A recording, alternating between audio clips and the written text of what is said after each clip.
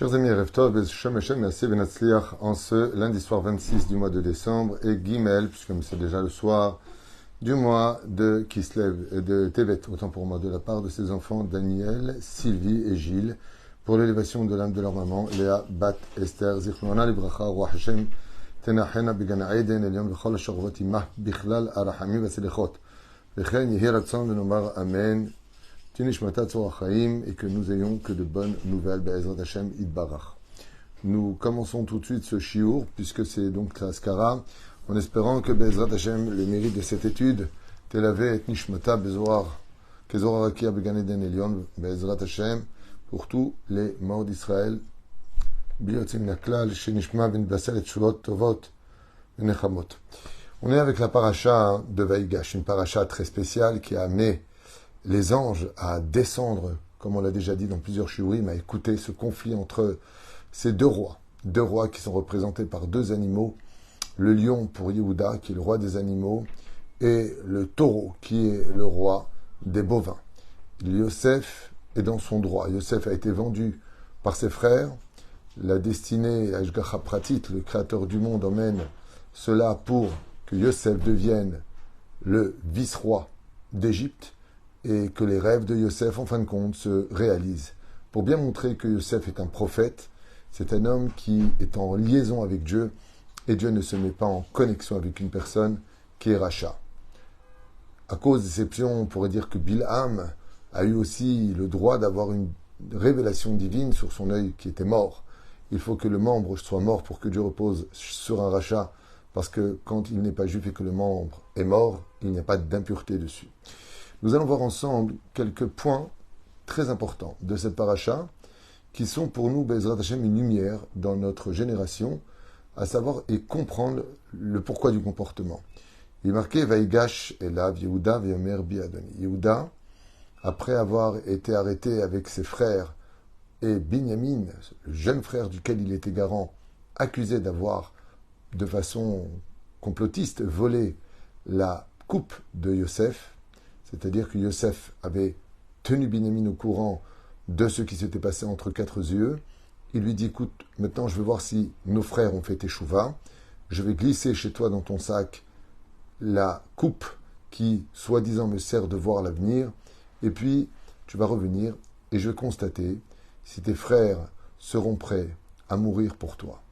Est-ce qu'ils seront prêts à se battre pour toi? Deux grandes questions interviennent ici, très importantes. Vaïgash Elav Yehuda, pourquoi est-ce que Yehuda intervient-il? Une des raisons qui est donnée, sur les très nombreuses raisons déjà expliquées, réexpliquées dans nos sages racontes, avec les Gilgoulim, mais qu'est-ce qui s'est passé? Une des raisons principales, c'est que Yehuda devient le roi d'Israël.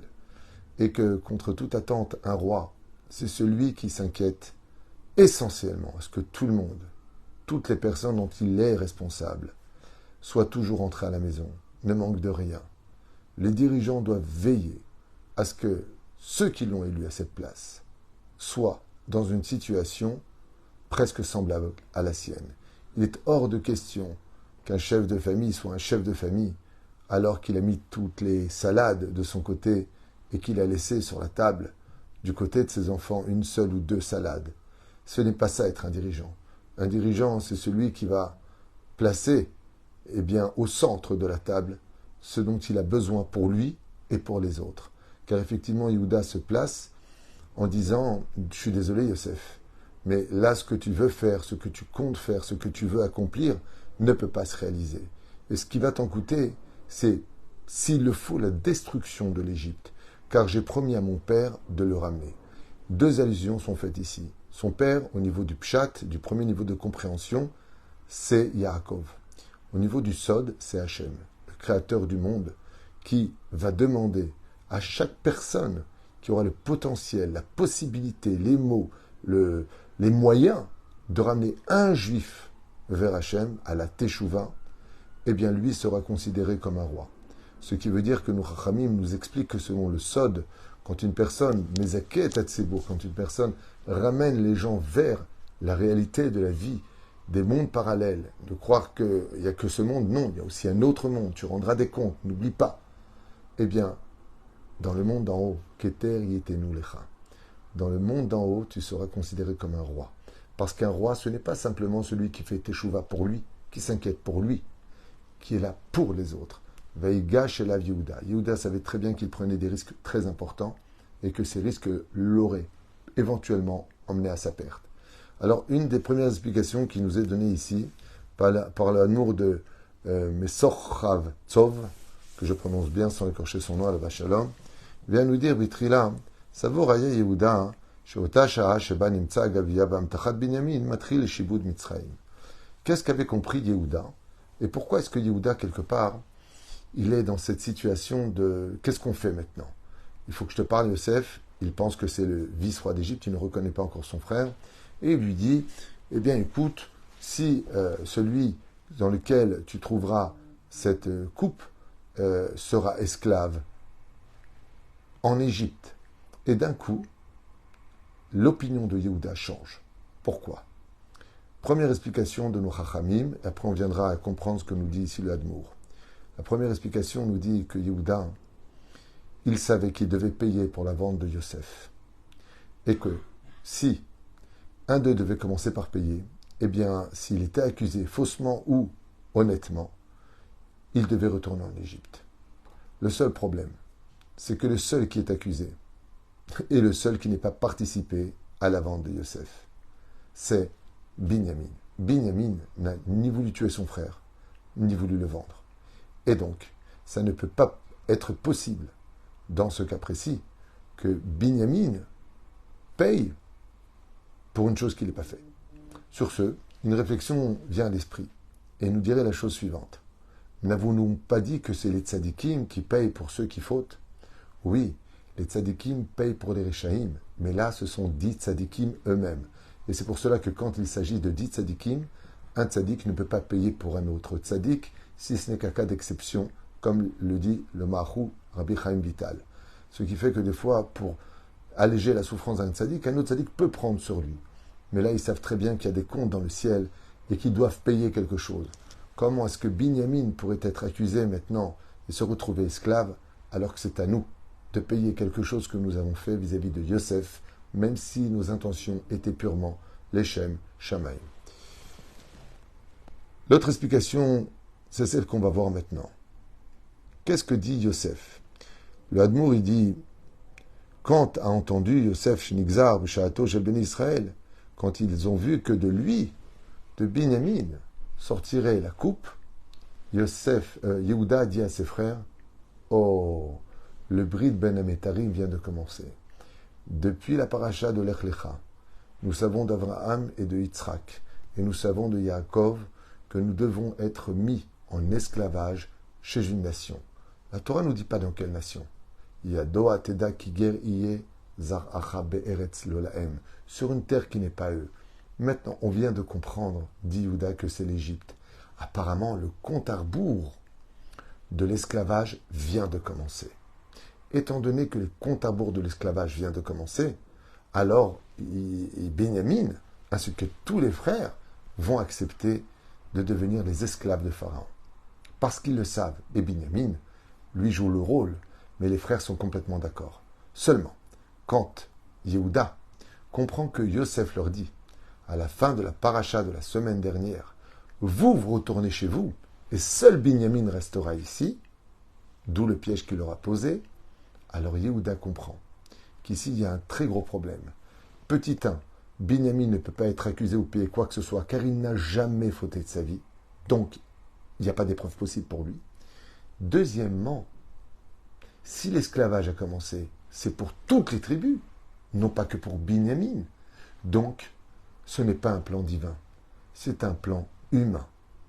Vous voyez que comme quoi, tout est mina shamaim, chutz mi'irat shamaim. Yehuda, nous disent nos sages, voit en Yosef, donc vice-roi d'Égypte, un homme qui n'est tellement pas en rapport avec le spirituel que vu la beauté de Binyamin, qui ressemblait à sa maman, et de qui plus est le sévice extraordinaire de la débauche égyptienne, ici, il y avait une avéra qui avait voulu être faite par le libre arbitre de l'homme. Et donc Yehuda va mettre les points sur les. Yehuda, c'est les lettres de Yud Kevavke. Et il va lui expliquer que dans ce monde, avant de faire les bêtises des hommes, Yalashgacha pratit, Vaigash elav Yehuda. Si toi tu viens avec ton libre arbitre, alors sache que Dieu aussi a ses plans, et que dans les plans divins, la débauche est interdite. Ainsi donc, je me dois d'intervenir et te dire qu'il y a Dieu aussi qui est là pour nous aider. Quand on avance un petit peu dans les textes, on y découvrira ce que nous disent nos sages. Al anim kazo bifne Yehuda shoel tzadik Rabbi Menachem Mendel Mikotsek. Madwa mevakesh kan Yehuda ben Yosef she'achus al aviv zaken shel Binyamin. Les arguments vont commencer entre Yehuda et Yosef. Ces arguments vont dire « Je ne comprends pas. Selon les lois égyptiennes, si on a attrapé le voleur, il rembourse 5 fois la somme et il est libre. Viens, on te paye 5 fois l'équivalent de ta coupe et on s'en va. Si tu dis « Je le veux en tant qu'esclave », Binyamin étant plus faible que ses frères physiquement, Yehuda se propose d'être un meilleur esclave. À sa place, rien ne tient debout dans les arguments de Yosef. Ainsi donc, le combat des arguments commence entre l'un et l'autre. Un des arguments que va utiliser Yehuda, en parlant à son frère Yosef, va être le suivant que nous ramène la Torah et l'explication de Rabbi Menachem Mendel Mikotsek. Et il dit Yachus alavi vazaken. Si tu veux tellement faire justice, dit Yehuda à Yosef, en punissant Binyamin, peux-tu m'expliquer qu'est-ce qu'a fait son père pour subir la perte d'un fils? Arrête, tu dis que tu es droit, que tu nous renvoies parce que tu ne veux pas mélanger les souffrances de ceux qui ne méritent pas de souffrir avec ceux qui méritent de souffrir. On est bien d'accord, lui dit Yehuda. Yosef, déguisé en pharaon, lui dit « Oui, alors dans ce cas-là, pourquoi en me punissant lui, c'est-à-dire Binyamin, tu ne tiens pas compte que tu punis aussi son père ?» Et l'explication ici, Béhémet, doit tous nous faire trembler. Parce qu'il y a deux questions qui interviennent tout de suite. Qu'est-ce que ça vient nous enseigner? Et puis pourquoi tu parles du père? Binyamin avait 10 enfants. Moi, j'aurais plutôt joué sur les orphelins. Yehuda aurait dû dire à Yosef, si tu prends Binyamin ici, pourquoi n'aurais-tu pas pitié de 10 orphelins qui vont pleurer à la maison? Alors pour la deuxième question, Rabbi Menachem Mendel Mikotsek, il répond comme ça, il dit, c'est très simple. C'est parce que il est de nature que les enfants enterrent le père. Mais il n'est pas de nature qu'un père enterre son enfant. Et que la douleur que subit un père d'avoir perdu un enfant, elle est pour toujours. Même s'il refait sa vie. Même s'il a d'autres enfants. L'enfant ne disparaîtra jamais. Parce que c'est contre nature. Son cœur s'est retourné. Par contre, on finit tôt ou tard par se remettre de la perte de ses parents. Parce que c'est le chemin de la vie. Parce que les enfants enterrent les parents et pas le contraire. Et donc, l'argument de dire « tu n'as pas pitié de son père », tout le monde sait très bien qu'un père mourrait pour ses enfants, qu'un père ferait tout pour ses enfants. Je parle des pères normaux, bien sûr. Mais la reine, l'argument de Yehuda tient la route. Le deuxième argument que nous disent nos chachamim, c'est une gifle que nous prenons au visage. Ve'alken alenu. Et c'est pour ça qu'il nous revient. Leïd bonen etev. De bien réfléchir. Quand nous agissons vis-à-vis d'une personne, à savoir que cette personne-là m'a fait du mal, par exemple, et que moi je vais chercher à me venger, de lui, par exemple. La Torah nous dit, sa mère, elle va être inquiète parce que tu vas le mettre en porte-à-faux. Sa femme, qui n'y est pour rien, elle va pleurer.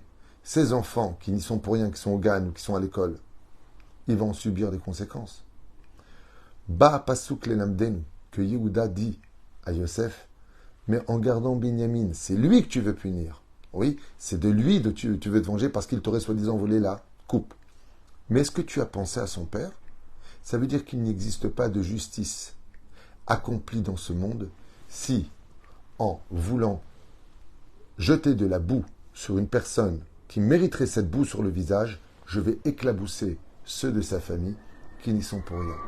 Combien il est impératif pour nous de retenir cette Nekuda. Des fois, tu as vu ce qu'il m'a dit, tu as vu ce qu'il m'a fait, tu vois ce que je vais lui faire.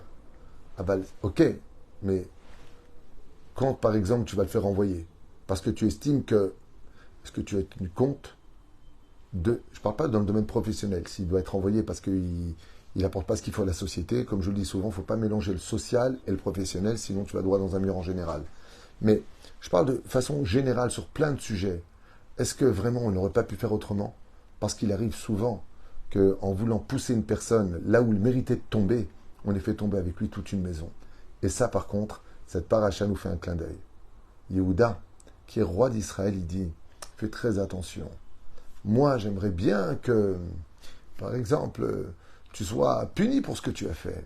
J'ai pas de problème, mais que cette punition ne vienne pas punir d'autres personnes. Un cas cité par nos Chachamim, qui vaut vraiment le coup d'écouter le shiur. Écoutez bien. Une fois, une personne m'a dit, à propos de cette fameuse phrase que tout le monde connaît, Tzadik veralo, Racha vetovlo. Quand tu es loin de la Torah, tu luttes contre Dieu, tu n'en as rien à faire, la vie elle est cool. Et quand tu es tzaddik, la vie elle est dure. On a déjà fait beaucoup de cours sur ce sujet-là avec des dizaines d'explications pourquoi. Mais une des explications que j'avais données rapidement, c'est que je lui ai dit, tu sais, des fois dans le ciel, quand une personne fait des choses impropres à la volonté divine, les anges qui vont se créer de ces actions veulent dévorer celui qu'ils a créé. Elles lui veulent du mal. Et Dieu les retient. Pourquoi il les retient? Il dit parce que lui, il a une maman qui a déjà assez souffert. Et dans le ciel, sa mère, elle mérite plus de souffrir. Non. Là, maintenant, comme c'est marqué pour Yehuda, les 17 années où il va vivre en Égypte, il ne souffrira plus du tout. Chazal disent pourquoi? Parce que Zéhou, au niveau des souffrances, il n'avait pas besoin de souffrir plus, pas plus d'épreuves, tout avait été réglé, pas de dette, pas d'épreuves supplémentaires.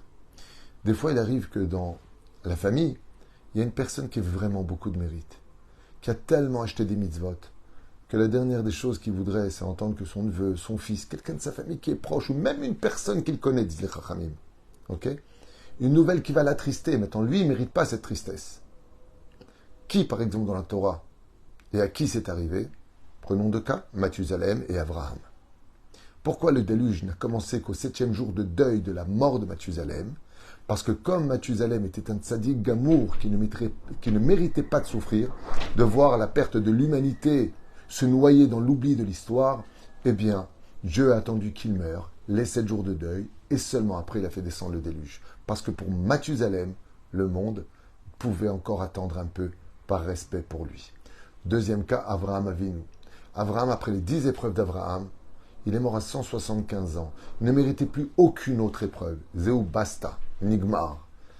Alors, eh bien, Dieu va raccourcir la vie d'Avraham Avinu pour qu'il meure la sova, rassasié de ce monde, pour ne pas qu'il voie, après avoir toutes les épreuves d'Ishmaël déjà à la base, toutes les épreuves avec Agar qu'il a eues, il ne méritait pas de voir son petit-fils Esav quitter le chemin de la Torah.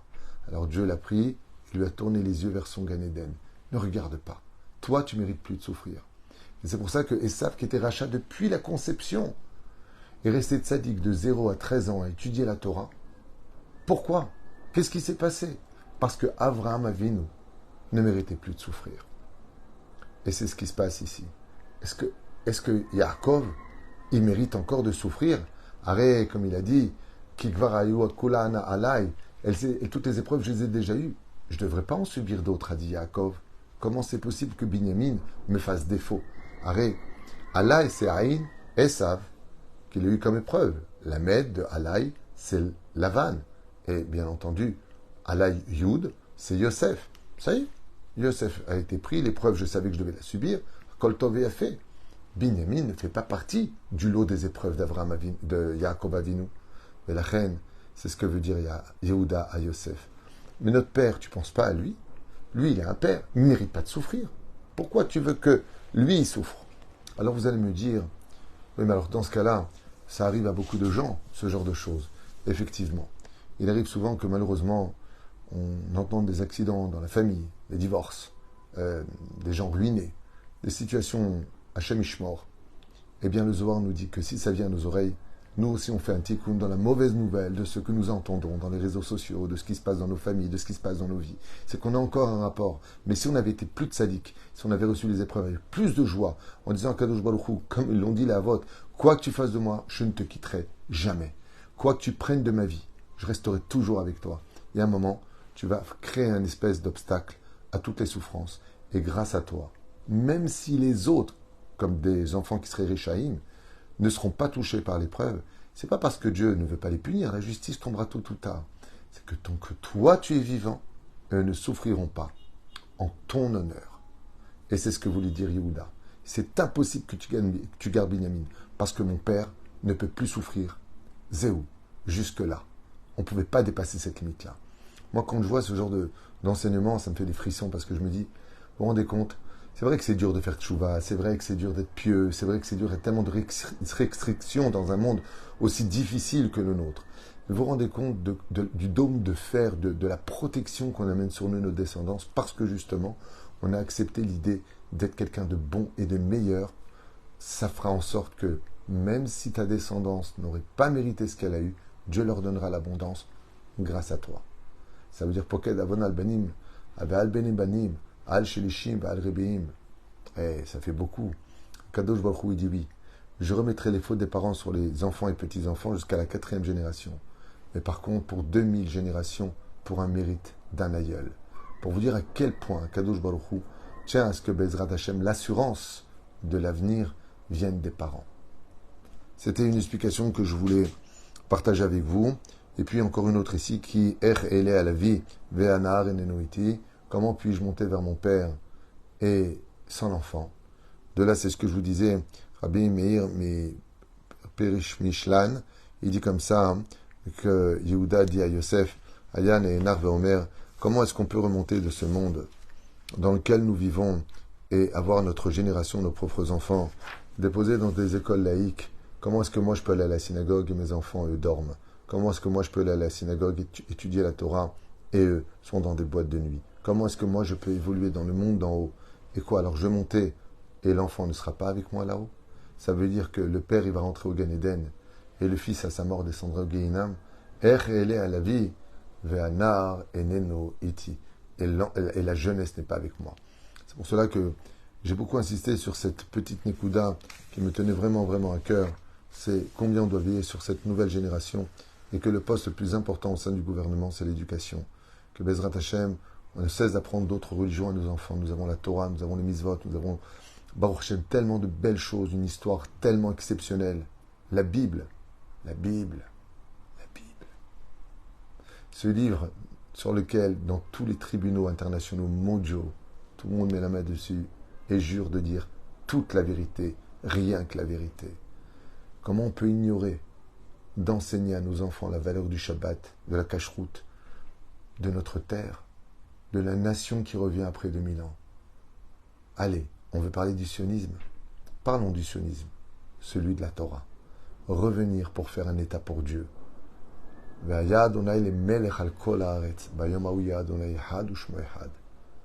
Regardez bien ce que nous disons, que le but de la Aliyah dans la prière, tout le but du kibbutz galuyot, c'est de revenir sur la terre, remercier Akadosh Baruch comme une nation sainte aux yeux de Dieu et aux yeux des hommes. Vezé Aïnyan, comment est-ce que dans mon éducation, je n'ai pas pensé à prendre mon fils avec moi? Alors bien sûr, vous allez me dire, moi je dis au fils de venir, il ne veut pas, ça fait des histoires à la maison. Non, dans cette génération, rien par la force, je vous le dis. Tout avec l'amour, tout avec la patience, tout avec l'exemple à donner. Quand les parents sont un exemple de vie et qui voient le père revenir heureux de la Beth Knesset et qui lui dit, tiens, en fait, le Rav, il m'a dit de te donner une sucette. Quand l'enfant, il voit que le père, Bémet, il est content, il raconte, ah, tu sais ce qu'il y a eu à la synagogue? Ça devient intéressant. Alors l'enfant, il vient. Mais si c'est pour, viens, tais-toi, bouge pas. Quand l'enfant, il grandit, il se révolte parce qu'il dit, attends, mais toi, tu m'as étouffé dans ta Torah. C'est une Torah dictaturale. Alors que Dieu nous a dit, vous voulez la Torah? Et on a dit, Naaseh Venishma. Laisse-moi te dire, oui, j'ai envie de cette Torah. Montre-moi, emmène-moi vers elle. Et si tu dois me corriger, non pas me punir, me corriger, fais-le avec amour. Et parle-moi. Qu'il y ait une complicité. Et tu verras que ton enfant viendra lui-même à la Beth Knesset en te disant, papa, alors, tu es prêt. Kol Tuv Elitraot. Vous avez un deuxième chiour dans quelques instants.